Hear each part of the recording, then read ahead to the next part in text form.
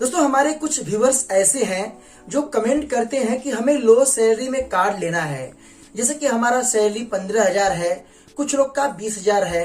तो काफी लोग ये पूछते हैं कि हमारी सैलरी अगर 15,000 है तो कौन सा कार्ड हमें मिल जाएगा। कुछ लोग बोलते हैं हमारा सैलरी 20,000 है, कुछ लोग बोलते हैं 13,000 है, कुछ लोग बोलते हैं हमारा सैलरी 10,000 है।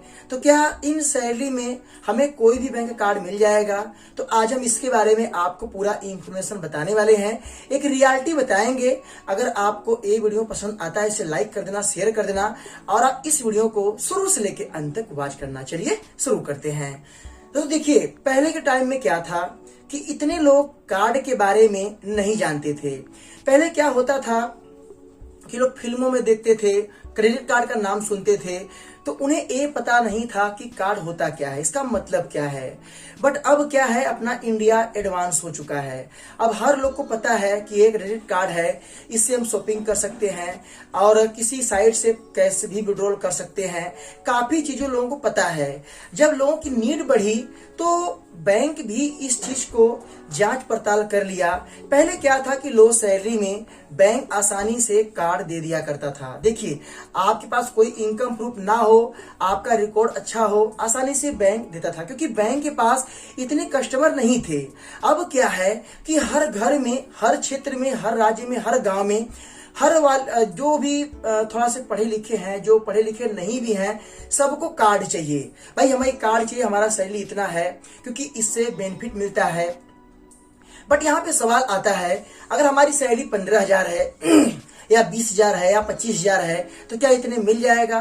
पहले मैं बात करता हूँ 15,000 के सैलरी में। अगर आपकी सैलरी 15,000 है तो आपको किसी बैंक का कार्ड नहीं मिलेगा।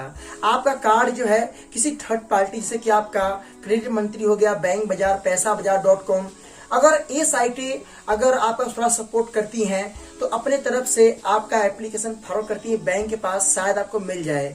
बट आपका जो इतना सैलरी है 15,000, इस सैलरी में आप क्रेडिट कार्ड बहुत कम चांस में पा सकते हो। मैं ये नहीं कहता हूं कि आपको कार्ड नहीं मिलेगा, मिल भी सकता है। बट जितने भी बैंकें हैं अब आपको 15 की सैलरी में, 15,000 की सैलरी में नहीं दे सकते हैं। ये रियलिटी बता रहा हूं, बहुत कम ही चांस में आपको मिलने का उम्मीद रहेगा। अब बात करते हैं 20,000 सैलरी वालों के लिए। अगर आपका सैलरी 20,000 से कम है या 20,000 है तब भी आपको उम्मीद रहेगा, बट उतना उम्मीद नहीं। देखिए क्या होता है, बैंक क्या सोचता है, आपकी सैलरी 15,000 है या 20,000 है तो बैंक उसे एनुअल काउंटिंग करता है कि मान लो अगर आपका सैलरी अगर 20,000 है तो आपका साल का 2 लाख के समथिंग जाएगा, 2 लाख के ऊपर ही आपका जाएगा। बट आपको पता है बैंक ये जोड़ता है कि सैलरी 20,000 है, अगर ये मैरिड होगा पर्सन तो इसकी जो सैलरी में से इतना परसेंट तो ये खर्च कर ही देता होगा और बचता होगा इतना पैसा। अगर मैं इसे 50,000 या 1 लाख की लिमिट अगर देता हूं, ये बिल पेमेंट नहीं कर पाएगा तो हमारा पैसा डूब जाएगा। तो बैंक सारा चीज को वेरिफिकेशन, जांच पड़ताल करने की बात देता है। और जो प्री अप्रूव में होता है तो प्री अप्रूव में क्या होता है कि बैंक जो है आपका ट्रांजेक्शन देखता है कि भाई इसका ट्रांजेक्शन बहुत अच्छा है, ये बंदा जेन्युइन है और इतना पैसा मेंटेन करता है, आपका पूरा ब्यौरा बैंक देखता है। तो बैंक को पता रहता है कि भाई ये जेन्युइन पर्सन है, पैसा रख रहा है, इसको कार्ड देना जरूरी है। तो प्री अप्रूव में कोई सैलरी, कोई डिमांड नहीं होता है और आपको मिल जाता है।